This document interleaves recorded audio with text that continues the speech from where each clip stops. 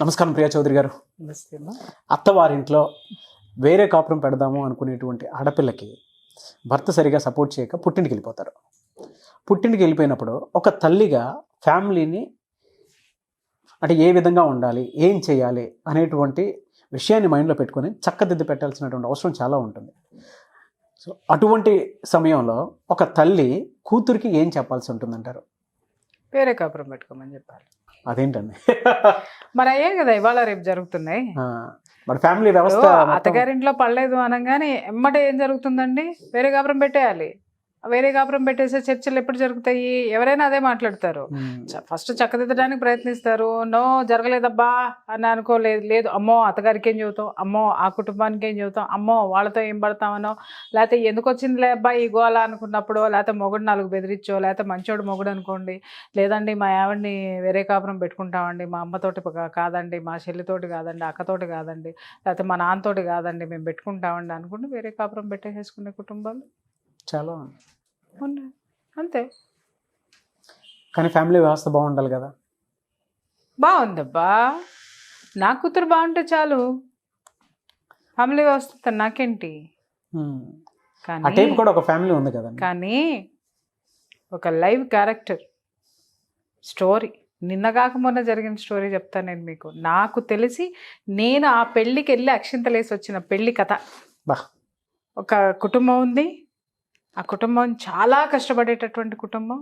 ఆ కుటుంబంలో ఉన్నటువంటి ఇల్లాలు అసలు విపరీతంగా ఎంత సమర్థవంతంగా అంటే, భర్త ఆ కుటుంబానికి సహకరించిన తాను కూడా భర్తతో పాటు కష్టపడుకుంటూ, ఎట్లా అంటే మార్నింగ్ ఇంటి పనులన్నీ చక్కబెట్టుకొని, ఇంటినంతా శుభ్రం చేసుకొని, ఇంటి పనులు చేసుకొని, వంట చేసుకొని చక్కగా తను రెడీ అయ్యి ఇమ్మీడియట్గా తన పనిలో తను దిగిపోతుంది. తను చేసే పని ఏంటంటే ఐరన్ చేయటం. ఓకే. అలా కష్టపడుతూ సొంత ఇంటిని 3 స్టోర్ల బిల్డింగ్ని ఆవిడ సంపాదించింది. 3 ఆడపిల్లలకి పెళ్ళిళ్ళు చేసేటటువంటి స్థాయిని కూడా ఆవిడ సంపాదించింది. ఆ క్రమంలో రీసెంట్గా 1 మంత్ బ్యాక్ మ్యారేజ్ జరిగింది. నేను కూడా వెళ్ళాను ఆ పెళ్ళికి, నేను కూడా ఆశీర్వదించి వచ్చా. కట్ చేస్తే నాకు 2 రోజుల కిందట జరిగిన విషయము నాకు ఎంత గర్వంగా అనిపించిందంటే, ఒక మహిళగా, ఒక తల్లిగా కూడా నేను ఒక పాఠం నేర్చుకున్నానేమో అనిపించింది ఆవిడని చూస్తే. జరిగిన స్టోరీ ఏంటి అని అంటే, పాపం ఆ పిల్ల ఇచ్చి చేసినటువంటి పిల్లవాడికి గవర్నమెంట్ ఉద్యోగం, కానీ జీతం తక్కువ.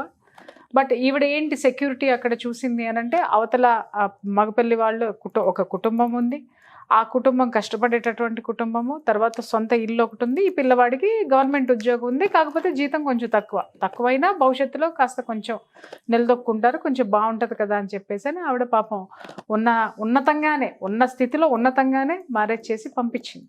ఓకే. పంపించిన తర్వాత ఆవిడ అమ్మాయి కాపురానికి వెళ్ళి 15 రోజులు 20 రోజులు కూడా అవ్వలేదండి బాబు, 15 రోజులు అయిందేమో. వెళ్ళిన తర్వాత మరుసటి రోజు నుంచి బాగా స్టార్ట్ అయిపోయినాయి వాళ్ళకి. చొక్కాలు చూపించినారు. ఎవరో ఆ ఇంట్లో ఉన్న అత్తగారు, ఆడపడుచు. ఏం చొక్కాలు చూపించినారంటే, వేరే కాపురం పెట్టే సిచ్యుయేషన్స్ మరీ ఘోరంగా ఉన్నాయి. ఎట్లా అంటే, వాళ్ళు వెళ్ళి మార్నింగ్ లేవగానే ఈ పిల్ల ఇంటి పని మొత్తం చేయాలి. కొత్త పెళ్లి కూతురు అయినా సరే పని మొత్తం చేయాలి. సరే వాళ్ళమ్మ కూతురికి ఏమి నేర్పింది? అది నీ ఇల్లు, నీ పని నువ్వు చేసుకోవాలి, వాళ్ళు చేయలేదు వీళ్ళు చేయలేదు అనేది వంతులు పెట్టుకోవద్దు, నీ పని నువ్వు చేసుకో అని చెప్పేసి స్ట్రిక్ట్గా ఆవిడకి చెప్పి పంపించింది. చేస్తుంది, ఎవ్రీథింగ్ షీఈస్ డూయింగ్.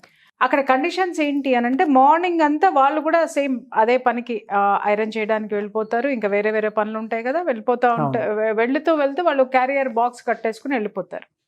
ఆ బాక్స్ కట్టుకోవడంలో ఆ పిల్లకి ఇంతే అన్నము ఇంతే కూర మిగిల్చి వెళ్ళిపోతారు. అది సరిపోదు. ఇంట్లో ఈవిడికి ఏంటి అని అంటే, వాళ్ళ ఆడపడుచు అనేది ఇంట్లో ఉంటుందన్నమాట. వాళ్ళ ఆడపడుచు అందరూ భోజనం చేసిన తర్వాత ఈ అమ్మాయి భోజనం చేయాలి. ఇక్కడ కండిషన్స్ అప్లై. ఎటువంటి కండిషన్స్ అండి? ఇదే, అందరూ భోజనం చేసిన తర్వాత అమ్మాయి భోజనం చేయాలి. అందరూ బ్రేక్ఫాస్ట్లు చేసిన తర్వాత మిగిలింది అమ్మాయి తినాలి. ఇక్కడ లాజిక్ ఏంటి చెప్తాను వినండి. ఇక్కడ అందరూ భోజనం చేసేసరికి అమ్మాయికి అంతో మిగిలింది తినడం మొదలుపెట్టారు. మళ్ళీ ఎక్కువ వండకూడదు, వాళ్ళు చెప్పిన క్వాంటిటీనే వండాలి, అబ్బా. వాళ్ళు చెప్పిందే చెయ్యాలి. ఆ పిల్లకి ఇంతే మిగిలింది, అరే నాకు సరిపోదు అని గుప్పెడు బియ్యం కడిగి పెట్టుకుందాము, లేకపోతే ఇంకొకటి ఏదైనా కూర చేసుకుందాం అంటే చేసుకుంటానికి వీల్లేదు. ఉన్నదే తినాలి, ఉన్నదాంతో కడుపు నింపుకోవాలి, నిండినా నిండకపోయినా బ్రేవ్ మని తేల్చాలి. బా. ఇలాంటివన్నీ పెట్టారు. ఇవన్నీ పాపం ఆ పిల్లగాడు చూశాడు, ఈ పిల్ల కూడా చూసింది. అన్నిటికంటే ఘోరమైనటువంటి నీచమైనటువంటి పని ఏంటి అనంటే, భార్యాభర్తలు ఇద్దరు సంసారం చేస్తూ ఉంటే కిటికీలో నుంచి చూడటం, ఒక కిటికీలో నుంచి అత్తగారు, ఒక కిటికీలో నుంచి ఆడబడుచు. ఇది భరించలేనటువంటి విషయం. కానీ మిగిలినవన్నీ బాగానే ఉన్నాయి, కొన్ని చెప్పుకోగలం, కొన్ని చెప్పుకోలేని విషయాలు ఇట్లాంటివి ఉంటాయి. ఇలాంటివి చాలా కాపురాల్లో ఉన్నాయి. అందుకని ఇవాళ నేను రివీల్ చేయాల్సినటువంటి అవసరం అయితే ఉంది. ఇది ఎంత నీచమైనటువంటి పని చెప్పండి. అత్తగారికి ఏం పోయే కాలం, ఆడబడుచు పెళ్లి కాలేదనుకో, దాని బుద్ధి బురదలోకి లాగింది. తల్లిగా చెప్పాల్సిన అవసరం లేదా? ఈవిడ ఒక కిటికీలో నుంచి ఆవిడ ఒక కిటికీలో నుంచి వీళ్ళ కాపురం ఎట సజావుగా సాగుతుందా లేదా అని పాపం చూస్తున్నట్టున్నారు. ఏమన్నా ఉంటే ఏమన్నా సలహాలు ఇద్దాం అనుకున్నారో ఏం పాడో మరి. పాపం వీళ్ళు అపార్థం చేసుకున్నారు అనుకుంటా వాళ్ళని. అక్కడ కాలింది. ఎవరికి కాలింది? కాలాల్సిన కొడుక్కే కాలింది. ఇమ్మీడియట్గా అతను ఆ పరిస్థితులన్నిటినీ గమనించాడు. ఈ భార్య చెప్పిందంతా విన్నాడు, అతను కూడా గమనించాడు.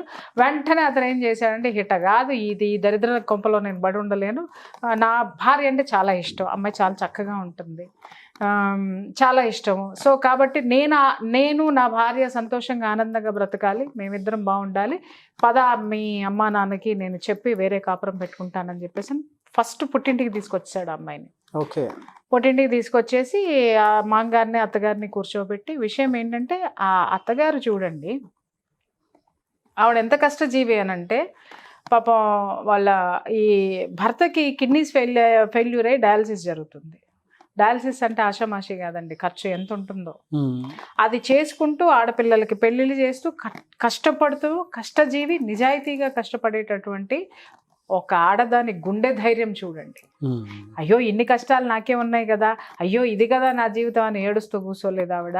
కష్టపడుతూ ధైర్యంగా సమర్థవంతమైనటువంటి మహిళ, సమర్థమైనటువంటి అత్తగారు, సమర్థమైనటువంటి తల్లిని మనం ఈ క్యారెక్టర్లో చెప్పుకోవచ్చు. ఎలా అంటే, ఆ అమ్మాయిని తీసుకొని అతను వచ్చాడు.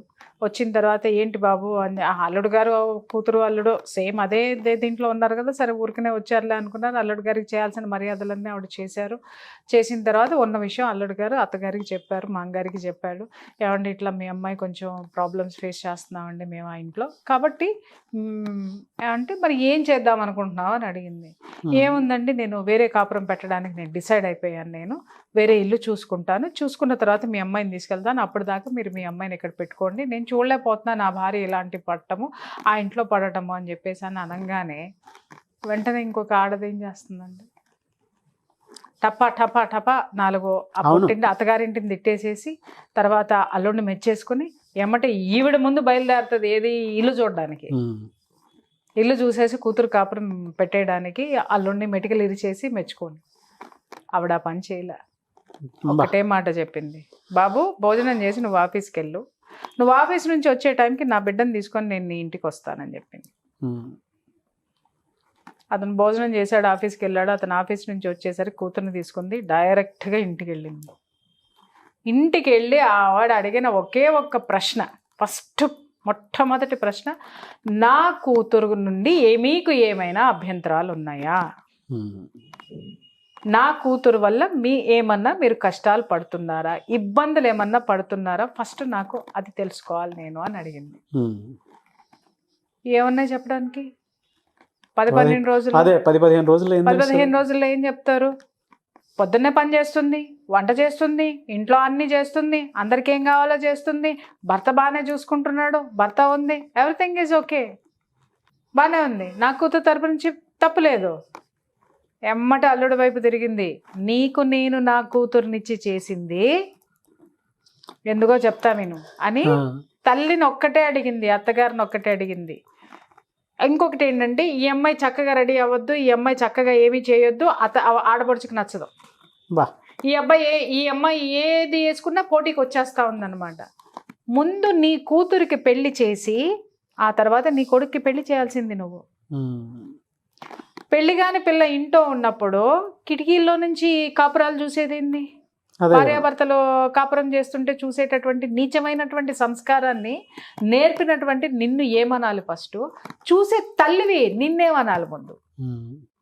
ఇదే చెప్తున్నా నేను. తొందరలో నీ కూతురికి సంబంధం నిన్ను చూడమంటే నేను చూస్తా, నువ్వు చూసుకుంటే నువ్వు చూసుకో. పెళ్లి చేసి పంపి, పెళ్లి చేసి పంపి. నా కూతురు ఏమన్నా నీకు తప్పు చేసిందా, నీకు ఎదురు తిరిగిందా, లేకపోతే నీకు ఏ విధమైనటువంటి నష్టం కానీ కష్టం కానీ కలిగించిందా చెప్పు. అది కనుక భరించరానిదైతే, సరిదిద్దుకోలేనిదైతే ఇక్కడే ఈ ఇంట్లోనే చంపి పాతేసి నేను వెళ్ళిపోతా అని అల్లుడికేసి తిరిగి ఒక మాట చెప్పింది. బాబు, నేను నీకు ఇచ్చి చేసింది, నా కూతుర్ని ఇచ్చి చేసింది సొంత ఇల్లు ఉందని. నీ 20,000 లేకపోతే నువ్వు తెచ్చుకునే 25,000 30,000 జీతంతో నా కూతుర్ని వేరు కాపురం పెట్టుకొని ఏం పొడుస్తామని ఇచ్చాను అనుకుంటున్నావు? నా కష్టాజీతం మొత్తాన్ని నీకు కట్నంగా ఇచ్చి నెత్తి మీద సొంత నీడ ఉందని ఇది చూసి, ఒక భద్రత, ఆర్థిక భద్రత ఇది చూశాను. తర్వాత నీది గవర్నమెంట్ ఉద్యోగం అని చూశాను.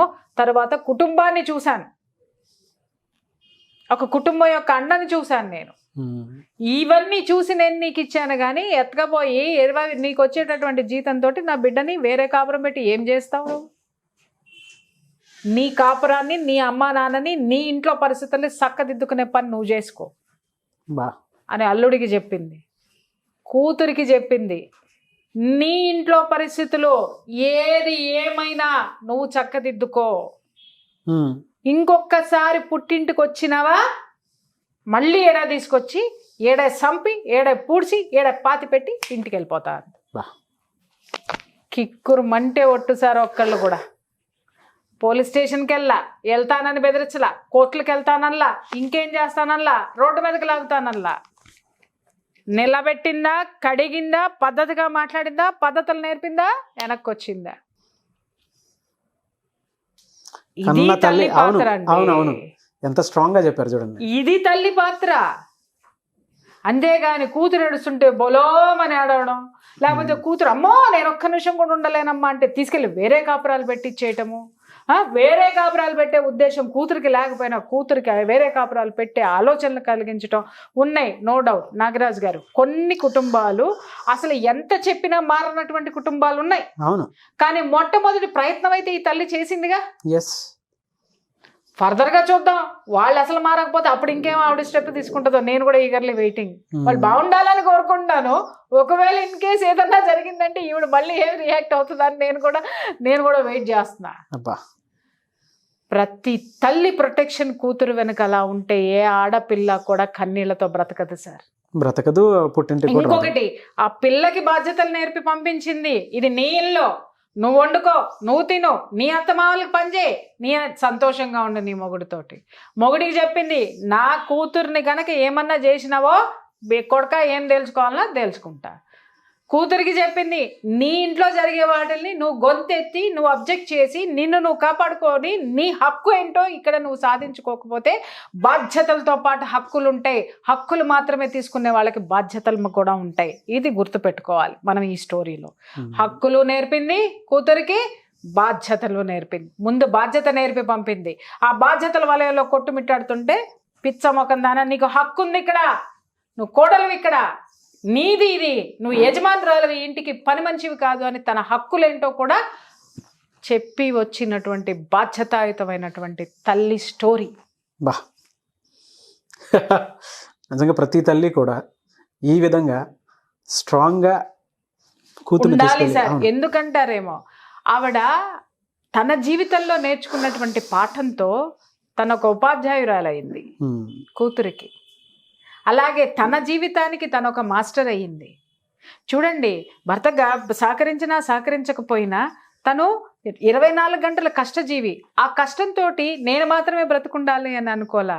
సమాజంలో ఎలా బ్రతకాలో, సమాజంలో బిడ్డలకి కూతుళ్ళకి ఏమి నేర్పాలో, ఆడపిల్లకి ఎంత ధైర్యం నేర్పాలో, ఒక ఇంటికి పంపించిన ఆడపిల్లకి ఏ బాధ్యత నేర్పాలో, ఆడపిల్లకు ఉండవలసిన హక్కులేంటో, అలాగే అత్తింటి వాళ్ళకి ఈ ఆడపిల్లల తరపున వాళ్ళ పట్ల ఉండాల్సినటువంటి గౌరవం ఏంటో కూడా నేర్పొచ్చింది ఆవిడ. గుర్తు చేసి వచ్చింది ఆవిడ. అది సార్ జీవితం అంటే. ఆవిడేం చదువుకుందండి? ఐరన్ చేసుకుంటుంది, శుభ్రంగా ఐరన్ చేసి వచ్చింది అక్కడ జనాలను కూడా. మనం చేసే పని మనకొక గురువు సార్. అవును. మనకి అది మన జీవితం మనకి బోళ్ళని పాఠాలు నేర్పిస్తుంది. ఆ పాఠాలని మనం వల్లె వేసుకుంటూ ఉండాలి, ఎదుటివాడికి నేర్పిస్తూ ఉండాలి. ఉపాధ్యాయుడు ఎప్పుడు హక్కులు ఒకటే చెప్పి, మనము సివిక్స్ ఓపెన్ చేయంగానే హక్కులు ఒకటే నేర్చుకోం కదా సార్. హక్కులు చెప్పినటువంటి మాస్టర్ బాధ్యతలను కూడా చెప్తాడు మనకి. ఒరే నీకు హక్కులు, right to vote, right to speak, right to తోటకూర, రైట్ టు తొక్క, ఇవన్నీ చదువుకున్నప్పుడు ఒరే బాధ్యతలు, డ్యూటీస్ కూడా ఉన్నాయిరా నీకు అని చెప్పి, దేశాన్ని కాపాడే డ్యూటీ ఉంది, పక్కనాడికి ప్రైవసీకి భంగం కలిగించకుండా ఉండేటటువంటి డ్యూటీ నీది, ఇవన్నీ చెప్పినాడు. హక్కులు ఎన్ని ఇచ్చినాడో దాని పక్కన బాధ్యతలున్నాయి. మన జీవితము మనకి హక్కులతో పాటు బాధ్యతలను కూడా నేర్పాలి. నేర్పుతుంది నేర్చుకున్నవాడే మనిషి. చాలా బాగా చెప్పారు. నిజంగా ప్రతి తల్లి కూడా కూతురు కాపురాన్ని నిలబెట్టాలి అనుకుంటే డైరెక్ట్గా ఇంటికి తీసుకువెళ్ళి జరిగింది మొత్తం కనుక్కొని ఇలా చెప్పుకొస్తే ఏ కాపురం అయినా సరే చాలా. అసలు చూడండి బాబు, నువ్వు తిని భోజనం చేసి నువ్వు ఆఫీస్కి వెళ్ళు, నువ్వు ఆఫీస్ నుంచి వచ్చేసరికి నా కూతురుని పట్టుకొస్తానంది. ఈలో మళ్ళీ కూతురుతో ఏం మాట్లాడలేదండి ఆవిడ. చూడండి, అల్లుడు చెప్పింది వింది, అప్పుడే అల్లుడు సమక్షంలోనే కూతురుతో మాట్లాడింది. శుభ్రంగా కూతురికి భోజనం పెట్టింది, పడుకో అంది, నిద్రపోయింది, సాయంకాలం అయింది, తీసుకెళ్ళింది, అప్పచెప్పి నా కూతురికి ఏమన్నా జరిగితే మిమ్మల్ని చంపి పూడుస్తానంది. నీ వల్ల ఈ కుటుంబానికి ఏదన్నా జరిగితే నిన్ను చంపి పూడుస్తానంది కూతుర్ని. అల్లుడికి చెప్పింది, ఊరే అయ్యా నీకిచ్చి నా కూతురునిచ్చి పెళ్లి చేసింది నీ 20,000 జీతమో 30,000 జీతమో చూసి కాదు, నీ చుట్టూ ఉన్న ఇన్ని సిచ్యువేషన్స్ కూడా నా కూతుర్ని నీకు ఇవ్వడానికి కారణం నువ్వొక్కడివి, నీ జీతం కాదు, ఈ కుటుంబం కావాలి, ఈ యొక్క ప్రాపర్టీ కావాలి, నువ్వు కావాలి, నీ జీతం కావాలి, అన్నిటికీ మించి ఒక కుటుంబం సమిష్టిగా హాయిగా ఉండడం అనేది కరెక్ట్ చేయాల్సినటువంటి బాధ్యత కూడా నీకుంది అని చెప్పేసి గడ్డి పెట్టి వచ్చింది. Hats off to her. Yes, ప్రతి తల్లి కూడా ఆ విధంగానే ఆలోచించాలి. అవసరం ప్రస్తుతం ఉన్నటువంటి జనరేషన్కి. Thank you so much Priya Chaudhary garu. Thank you. Suman టీవీలో మీ పర్సనల్ అండ్ బిజినెస్ ప్రమోషన్స్ కోసం కింది నెంబర్కి కాంటాక్ట్ చేయండి.